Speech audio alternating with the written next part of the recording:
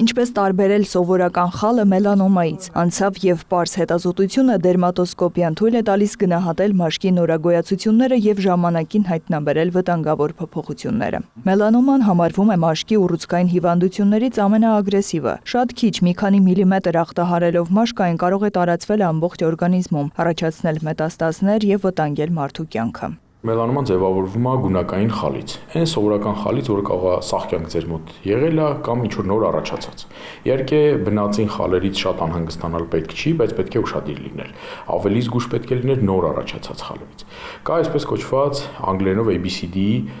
մոդել փոփոխությունների, որոնք հուշում են, որ ստեղ խալի հետ ինչ-որ մի բան այն չի։ Օրինակ, պետք է մտահոգվել, եթե խալը փոխում է չափսն ու ձևը, եթե խալի եզրերը հարթ են, կարելի է չանհանգստանալ։ Բայց եթե տեսնում եք, որ եզրերում ինչ-որ գծավորվածություն կա, ինչ-որ միտեղ ընդգծվել է եզրը, ինչ-որ միտեղ ավելի սենց սքողվել է, հարթվել է մաշկի հետ գնացել է, ապա պետք է ստեղ ուշադիր լինել։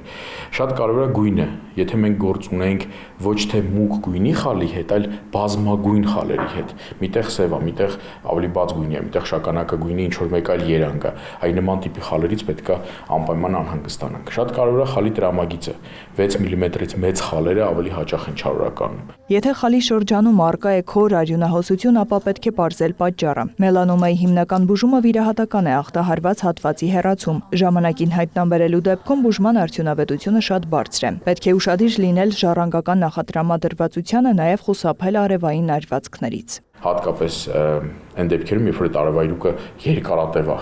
մենք ունենում ենք պացիենտներ, որոնք, չգիտեմ, ապրիլից մինչև նոյեմբեր արևայրուկ ունեն ու դա չի կարող շատ գեղեցիկ տեսք լինի, բայց դա չի կարող դրական անդրադառնալ մաշկի առողջության վրա։ Պետք է անհանգստանան այն մարդիկ, ովքեր չեն կիրառում արևապաշտպաններ։ Եթե նկատում եք խալի փոփոխություն, ինքնուրույն ոչինչ պետք չէ անել։ Առաջնայինը հետազոտվելն է, հասկանալու խնդրի լրջությունը։ Նարայ Ոսկանյան, Ռաֆիկ Սողոմոնյան, Լուրեր։